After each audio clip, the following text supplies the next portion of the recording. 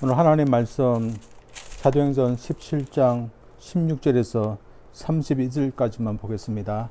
자, 읽겠습니다. 바울이 아덴에서 저희를 기다리다가 온성에 우상이 가득한 것을 보고 마음이 분하여 해당에서는 유대인과 경건한 사람들과 또 저자에서는 날마다 만나는 사람들과 빌론하니 어떤 에베의 구레오와 수도이고 신학자들도 바울과争論할세 혹은 이르되 이 말장이가 무슨 말을 하고자 하느냐고 혹은 이르되 이방신들을 전하는 사람인가 보다니 이는 바울의 예수와 또 몸의 부활 전함을 인함이라. 붙들어 가지고 아레오바고로 가며 말하기를 우리가 너희 말하는 이 세계가 무엇인지 알 수 있겠느냐. 내가 무슨 이상한 것을 우리 귀에 들려주니 그 무슨 뜻인지 알고자 하노라 하니 모든 아덴 사람과 거기서 나그네 된 외국인들이 가장 새로 되는 것을 말하고 듣는 이외에 달리는 시간을 쓰지 않음이더라. 바울이 아레오바고 가운데 서서 말하되 아덴 사람들아 너희를 보니 범사에 종교성이 많도다. 내가 두루 다니며 너희에 위하는 것들을 보다가 알지 못하는 시내락으로 새긴 단도 보았으니 그래서 너희가 알지 못하고 위하는 것을 내가 너희에게 알게 하리라. 우주와 그 가운데 있는 만유를 지으신 신께서는 천지의 주제시니 손으로 지은 전에 계시지 아니하시고 또 무엇이 부족한 것처럼 사람의 손으로 성김을 받으신 것이 아니니 이는 만민에게 생명과 호흡과 만물을 친히 주시는 자이심이라. 인류의 모든 족속을 한 혈통으로 만드사 온 땅에 거하게 하시고 저희의 연대를 정하시며 저주의 경계를 하나셨으니 이는 사람으로 하나님을 호흡 더듬어 찾아 발견케 하려 하심이로되 그는 우리 각 사람에게서 멀리드나 계시지 아니하도다. 우리가 그를 힘입어 살며 기동하며 있느니라. 너희 시인 중에도 어떤 사람들의 말같이 우리가 그의 소송이라니 이와 같이 신의 소송이 되었은즉 신을 금이나 은이나 돌이나 사람의 기술과 고안으로 새긴 것들과 같이 여길 것이 아니니라. 알지 못하던 시대에는 하나님이 허물지 아니하였거니와 이제는 어디든지 사람을 다 명하사 회개하라 하셨으니 이는 정하신 사람으로 하여금 천하를 공의로 심판하는 날을 작정하시고 이에 저를 죽은 자 가운데서 다시 살리신 것으로 모든 사람에게 믿을 만한 증거를 주심이라 하니라. 아멘. 사람 중에는 참으로 지적인 능력이 뛰어난 그런 사람들이 있습니다. IQ를 보아도 두 자릿수밖에 안 되는 사람도 있지만 IQ가 200이 넘는 사람들도 있습니다.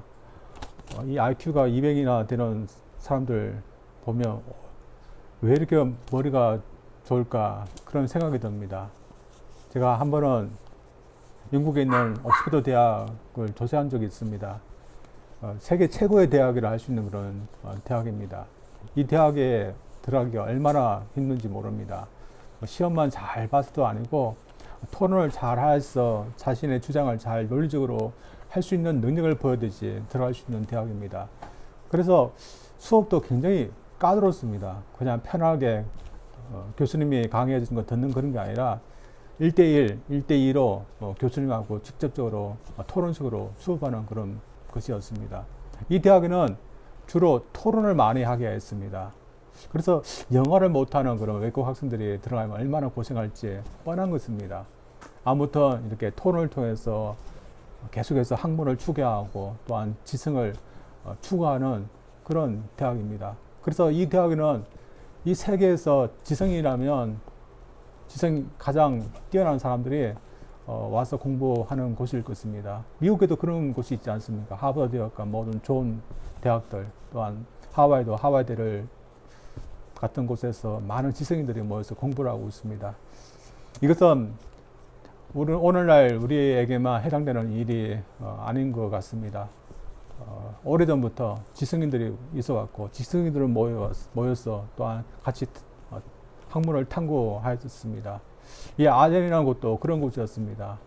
예수님이 오시기 전에 400년 전부터 지성인들이 모여서 같이 학문을 탐구했던 그런 곳이었습니다. 철학이 발전했고 또한 문학이, 그 다음에 과학이, 여러 가지 수학 같은 그런 학문들이 꽃을 피웠던 그런 곳이었습니다. 대표적으로 피타고라스, 소크라테스, 플라톤, 아리스토텔레스, 우리만가 들어도 다 아는 그런 철학자들, 수학자들이 있었던 그런 곳이었습니다. 이곳에 바울이 오게 되었습니다. 동료들과 같이 오지 못하고 홀로 오게 되었습니다. 그리고 동료들이 오기까지 이 도시를 둘러보았던 것 같습니다. 이 도시 오늘날 아테네로 합니다. 그리스 수도. 얼마나 많은 신전들이 있고 얼마나 많은 그런 건축물들이 있는 그런 곳입니까? 해마다 수많은 관광들이 찾는 그런 곳. 그곳에 또한 어마어마한 그런 아름다운 건축물들을 보기 위해서 많은 사람들이 몰리는 그런 곳입니다. 그런 곳을 그가 돌아보았습니다. 그래서 그가 그것을 보면서 감탄했겠습니까? 감탄이 아니라 오히려 분노했습니다. 왜냐하면 그런 모든 건축물들이 이방 신들을 섬기는 신전들이었고, 또한 조각들하면 우상을 만든 그런 것 때문에 이런 것을 볼 때마다 감탄이 아니라 오히려 이런 것을 만들게 한 그런 어둠의 세력, 또한 이런 것에 얽매여서 살아가는 그 사람들에 대한 그런 분노가 일어났던 것입니다. 저도 산책을 하다 보면 이 밀라노 지역에도 가끔씩 정원에다가 우상들을 세워놓는 것을 보게 됩니다. 참 아름다운 정원에 왜 이런 것을 놓았는지 모르겠습니다. 이런 것을 볼 때마다 참 답답합니다. 부처상을 해놓고 동자상을 만들어 놓고 그것을 섬기는 이 사람들 보면 우리 그리스도도 마찬가지로 분노가 일어나는 것은 마찬가지입니다. 이 도시는 얼마나 많은 우상이 있었는지 사람이 1만밖에 되지 않았는데 3만 개나 되었습니다. 사람보다 우상이 더 가득 찬 그런 곳이었습니다. 그래서 이런 도시에서 그런 분이 일어나서 만난 사람보다 복음을 전하기 위해서 그런 노력했습니다. 그래서 그가 어느 곳을 가든지 복음을 전하고 사람들하고 변론하게 되니까 이 소문이 퍼지게 되어서, 그러면 바울이 말하는 것이 무엇인지 한번 들어보자면서 그를 아레오바고라는 그런 법원, 그런 광장 같은 곳으로 그를 데려가게 됐습니다. 많은 사람들이, 특별히 지성인들이 다 지켜보는 가운데 그가 어떤 말을 하여야겠습니까? 또한 저들도 만약에 어떤 지성인들이 우리에게 말을 하라면 우리는 어떤 말을 하겠습니까? 저들 지성이든지 그렇지 않은 사람들인지 저들은 하나님의 그런 복음을 전하면 드립니다. 왜 그런지 오늘 이 지성인들을 다루고 있는 바울의 모습을 통해서 우리가 한번 보기를 원합니다. 먼저 지성인들을 포함하여 모든 사람들은 자신의 지성으로 인간의 문제를 해결할 수 없기 때문입니다. 당시 지성인들, 그들의 어떤 지성으로 자신들이 왜 왔는지, 우주는 어떻게 만들어졌는지, 또한 자신들은 앞으로 어떻게 될 것인지, 또한 이 세상에서 어떻게 살아야되는지 그 문제를 해결하려고 했습니다. 이 해결하려고 하기 때문에 두 가지 답을 크게 나누어서 발표하게 됩니다. 하나는 먼저 이 우주, 사람은 우연히 왔다는 겁니다. 우연히 왔기 때문에 또한 죽으면 없어진다는 겁니다. 따라서 어떻게 이 세상에 사는 것이 맞다고 생각했겠습니까? 그냥 행복하게, 자유롭게, 하고 싶은 대로 살면 그것으로 충분하다. 그렇게 말하는 그런 사람들이 있었습니다. 또 다른 사람은 아니다. 이 세상은 어떻게 만들어진지 모르지만 이 세상을 움직이게 하는 어떤 원리, 그런 법칙이 있다. 또 우리 사람도 그것에 따라야 된다. 그렇게 생각했습니다. 그래서 우리가 이 세상에 가난하게 태어난 것도 어떤 원칙에 의해서 그렇게 결정된 거고, 또한 이 세상에 고난이 오고 이별이 오고 슬픔이 오고 심지어는 사랑하는 사람이 떠나고 우리가 죽는 그것도 어떤 법칙에 의해서 이미 정해진 것이다. 따라서 우리가 이 세상에 살 때 그 법칙에 순종해서 사는 것이 맞다. 그렇게 생각하는 사람들도 있었습니다. 그러나 그 원칙을 부여한 사람이 존재가 누구인지는 모르는 겁니다. 그렇게 우리 지성으로 우리가 어떻게 왔는지 또 살아야하는지 우리가 생각한다면 이런 것밖에 할 수 없는 겁니다. 또한 이 세상에 많은 신들이 있어서 그 원칙에 의해서 우리가 살기 때문에 당시 사람들은 자신의 이성으로만 생각하면 무수한 신들이 있다. 따라서 무수한 신들을 섬겨야 되지 우리가 살아갈 수 있다. 그런 생각을 하게 됐습니다. 따라서 자신의 그런 지성으로 생각한다면 무수한 신들을 섬길 수밖에 없고 헛된 신들이지만 혹시나 해서 더 많은 신들을 만들 수밖에 없는 그런 경우가 되었습니다. 오늘도 좀 그런 것 같습니다. 오늘도 지성 있는 사람들에게 무엇이 인생을 사는 방법이냐 물어보면 비슷한 답을 할 겁니다.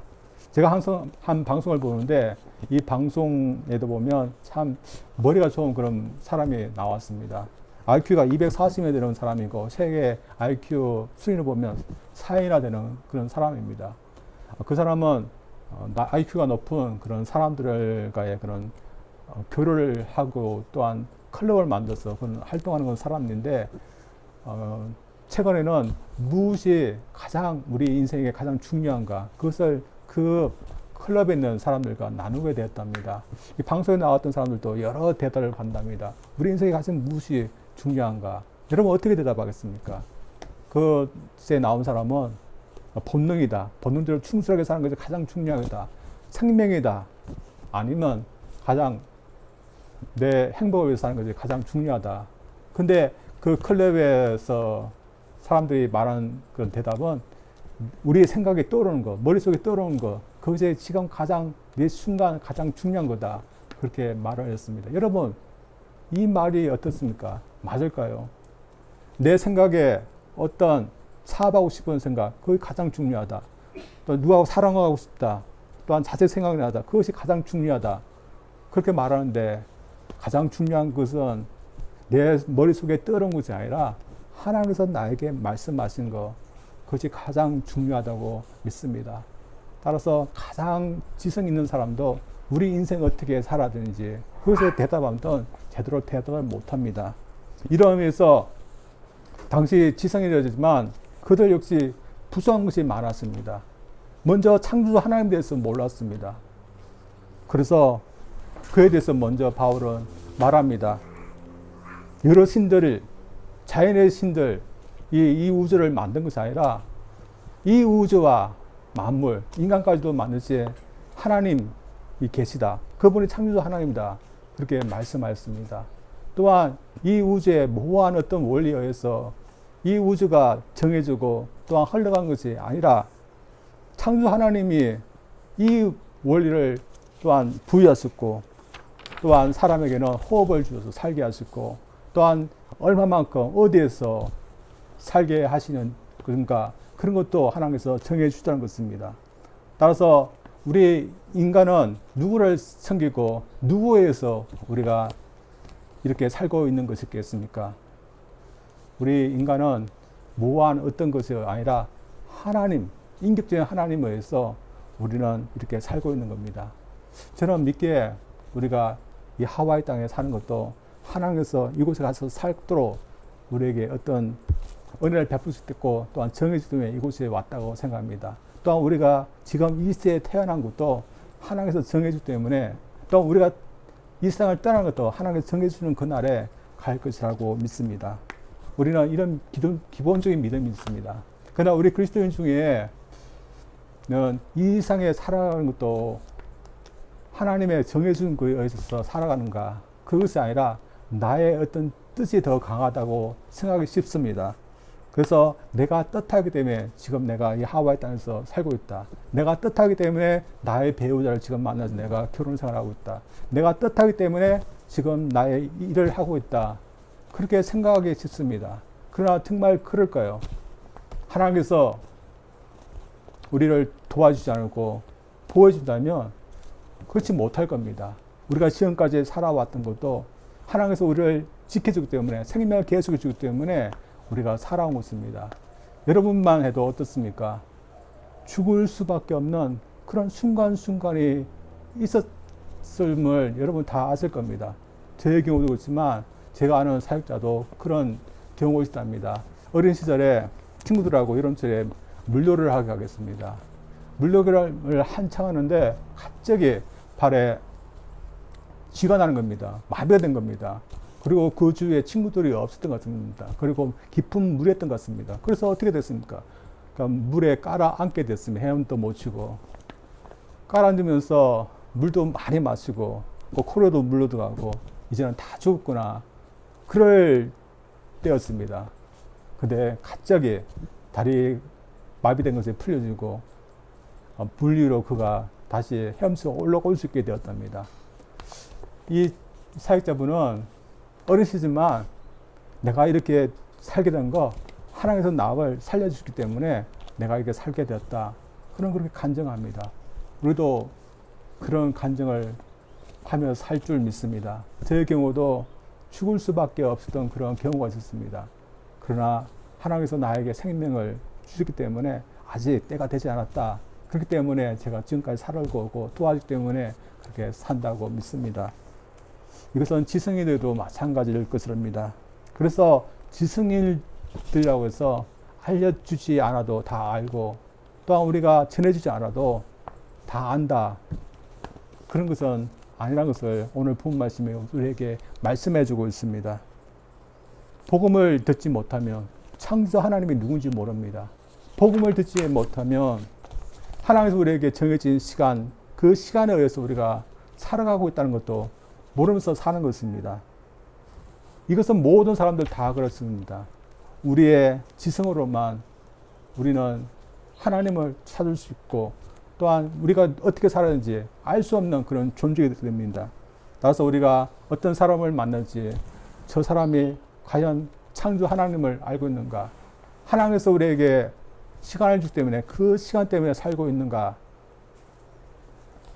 우리가 그것에 대해서 관심을 가지고 그것을 누군가 모른다면 창조 하나님이 계심을 저희들 알고 저희들처럼 그 창조자 하나님을 믿을 수 있는 믿음을 가질 수 있도록 우리가 노력할 수 있는 저희들 되기를 주님 이름으로 축원드립니다. 두 번째로 지성인을 포함하여 모든 사람에게 복음을 전해야 하는 이유는 모두는 하나님의 심판 날을 앞두고 있기 때문입니다. 당시 아덴 사람들, 이 사람들은 심판 날이라는 것은 없었습니다. 그들이 믿는 신은 자연이 있기 때문에 자연이 자신들을 심판하지 않기 때문에 심판이라는 것은 없다고 그렇게 생각했습니다. 그리고 자신들도 죽으면 자연의 일부로 돌아가기 때문에 그냥 자연의 일부로 돌아가지 자신이 지금까지 살아온 것에 대해서 훗날 심판받을 거다 그렇게 생각하지 않았습니다. 그러나 그렇게 말하지만 그들이 잊고 모르는 것이 있었습니다. 그것이 뭘까요? 그들을 창조하신 하나님이 계시고 하나님은 그들이 회개하지 않으면 그들의 나중에 훗날에 반드시 그들을 심판하신다는 그것을 그들은 망각하고 있었던 것입니다. 어떻게 보면 영적 무지기 때문에 심판이 있어도 심판에 대해서 모르고 있는 것입니다. 오늘날도 그렇지 않습니까? 경제적으로 발전했지만 사람들의 상태는 똑같이 영적인 무지에 빠져 있습니다. 오늘날 한국 사람들이 얼마나 많은 미신과 무당 그리고 역술인들을 의지하고 있습니까? 1970년만 해도 무당의 숫자가 3만이었는데 2010년대는 10배가 늘어서 30만입니다. 6주년까지 합하면 100만 정도가 된답니다. 학원까지 있어서 역술인과 무당을 이렇게 훈련시켜서 직업을 갖게 할 정도로 많은 사람들이 이들을 찾는답니다. 영적으로 얼마나 무지하면 그러겠습니까? 그래서 아덴 시대의 사람들이나 오늘날 사람들의 영적 사람들은 같습니다. 그래서 오늘날 사람들에게도 앞으로 우리 인생이 어떻게 될 것입니까? 묻는다면 어떻게 대답하겠습니까? 영적으로 깨져서 하나님께서 말씀하신 대로 그렇게 될 겁니다. 그렇게 말할 사람이 얼마나 있겠습니까? 대부분 우리는 후에 부활할 거고 어떤 사람은 심판에 이를 거다. 그렇게 말한다면 그런 부활과 심판이 어디냐? 그렇게 말할 사람들이 많을 것입니다. 마치 아덴 사람들이 자신들은 자연의 신이고 자연을 떠받으면서 살고 있지만 하나님께서 작정하신 그 부활, 그 심판 어디 있느냐? 그렇게 말하는 것과 같은 것입니다. 주님이 부활하셨고 주님의 심판의 주가 되어서 언젠가 모든 사람들을 심판하시는 거 우리 이성으로 생각해서 발견한 것입니까? 그 반대였습니다. 사람의 생각으로는 도저히 생각할 수 없는 그런 것이었습니다. 그런데 하나님께서 도저히 생각할 수 없는 일을 하신 것입니다. 그래서 우리가 주님처럼 부활하고 주님이 들어가시는 그 생명에 들어가도 마찬가지고 심판도 마찬가지입니다.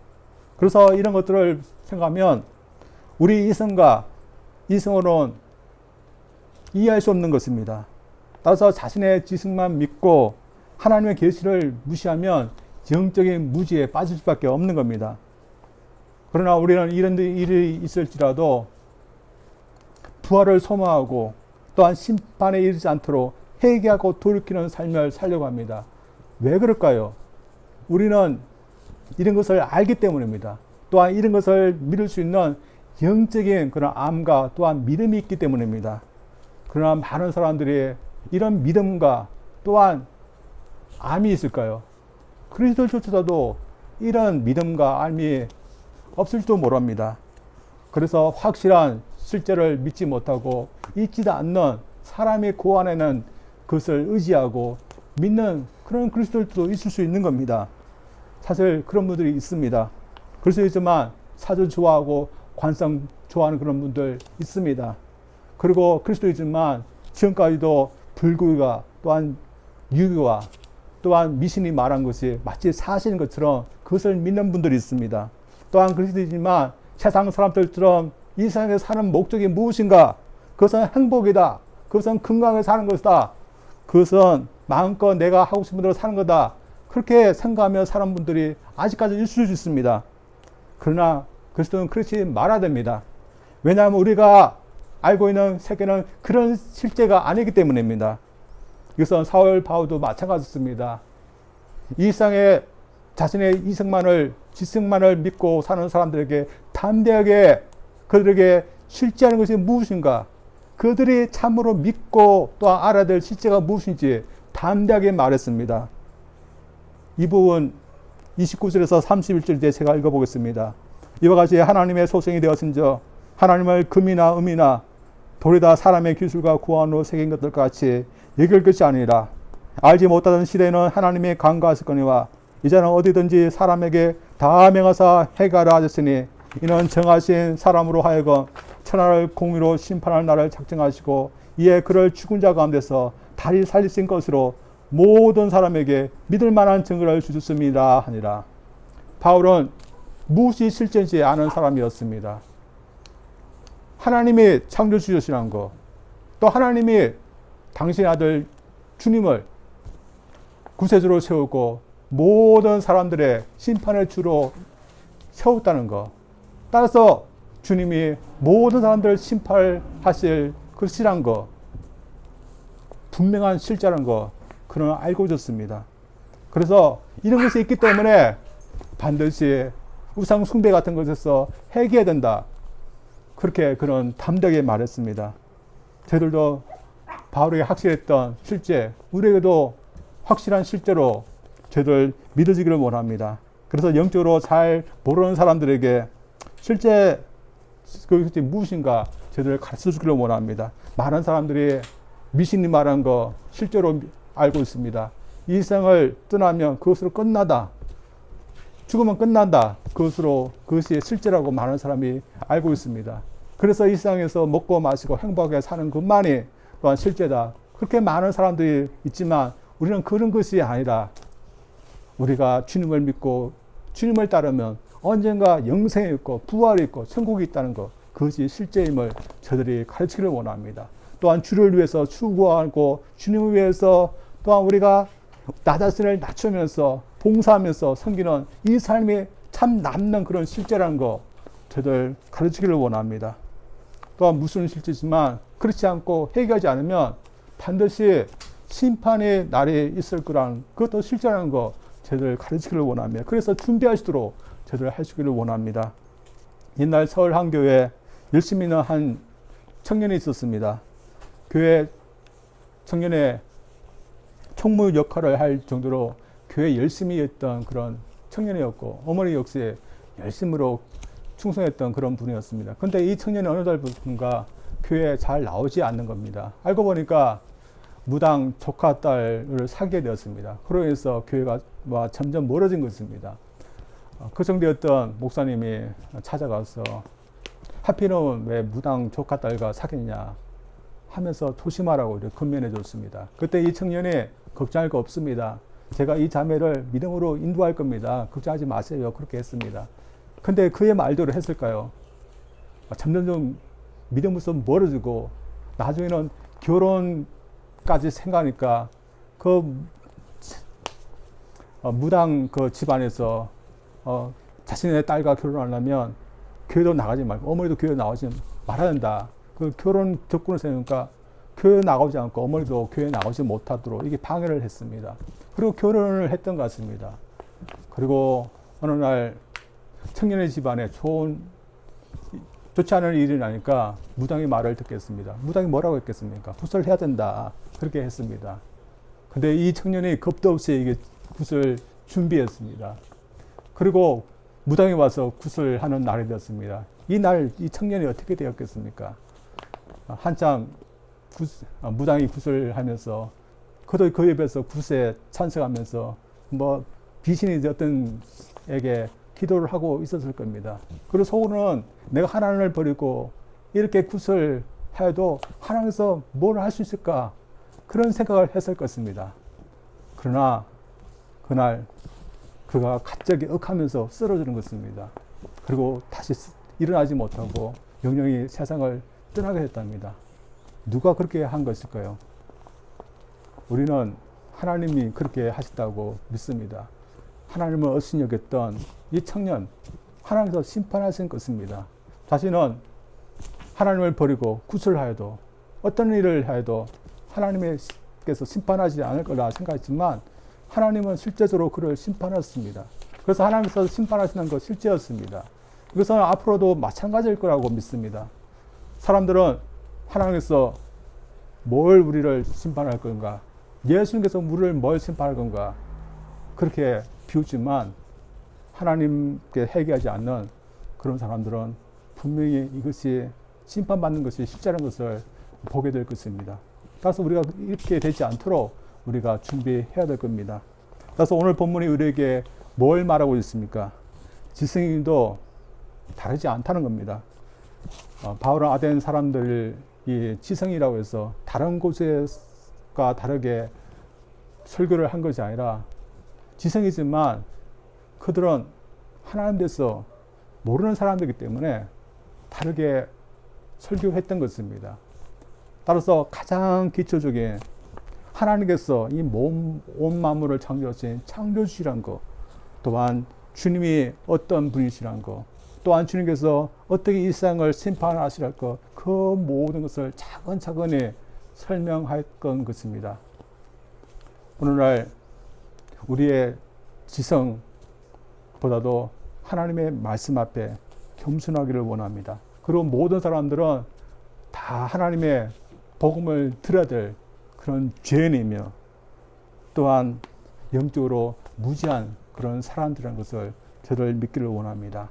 그래서 우리가 어느 곳을 가서 어느 사람을 만나든지 이 복음을 전하기를 원합니다. 그래서 복음을 들어서 그 사람들이 그 하나님의 말씀을 들어서 자신이 하나님에 의해서 창조된 창조물이고 그러나 하나님께서 이런 인간들을 위해서 하나님께서 특별히 자신의 아들 예수님을 구세주로 세워줘서 누구든지 그분을 믿으면 구원받을 수 있게 하고 심판날이지만 또한 피할 수 있도록 하게 하신 것이 우리의 인간들이 들어야 될 가장 기쁜 복음이며 또한 모든 사람들이 믿고 의지해야 될 실제 사건임을 저를 전할 수 있기를 원합니다.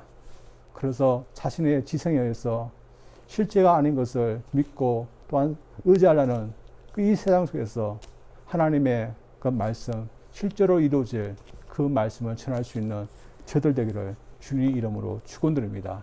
우리 기도하겠습니다. 하나님 아버지 감사합니다.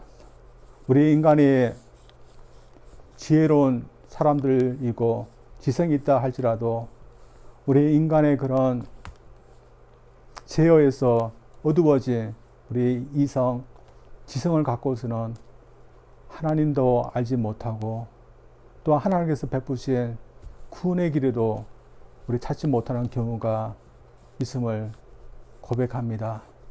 따라서 우리가 우리 이성만을 믿지 말게 도와주시고 하나님께서 계시해 주신 하나님의 말씀을 겸손히 받아줄 수 있도록 하여 원합니다. 그래서 하나님께서 말씀하신 거 우리 이성으로 지성으로 제대로 이해가 될지 알지라도 아멘 하면서 받을 수 있는 저희들 되기를 원합니다.